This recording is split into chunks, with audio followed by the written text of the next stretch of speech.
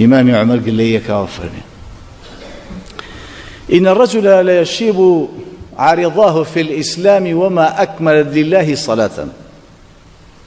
في أي واحد يسأل الريش سبيكر ولا إسلام يقدر أن يجرك وبيشي بخوان جامنا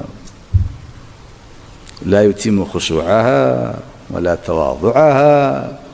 ولا إقبالها على الله نديمنا كيديمني نشقينا ندروني لنا هو دروني نشقينا فويل للمصلين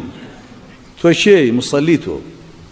أي هاوارو سزاي قبربون يشقينا يا يجكان يا الفراموشكان إهماليتيا كان خوا شاهدة هندين يشقين حقي اليداني ئابە و دڵەوە بۆ خەیاڵاتەی دڵتەوەی تەبەردەمی خوا خدا تەماشات دەکا و تۆش خەیاڵە لەکوێیە تۆش تەماشای کوێکەی بەدڵ حودەیفەیەکێکی بینی ئابە و جۆرە شل و شاوەستا بوو ئاگای لە خۆشی نەبووڵێ چی فەرمی منذ كم أنت تصلي ئەوە لە چەند ساڵە تۆ نوێژەکەی گۆرەوتی بێ قەزابی چل دانەساڵە من نوێژەکەم سپاس بۆ خوا وەڵڵی فەرمی ما صليت لله أبدا بەخوا تا ئێستا نوێژێکی تەواو نەکردەوە بۆخوا بەس ئاخەم وەڵڵا ئاوا بمری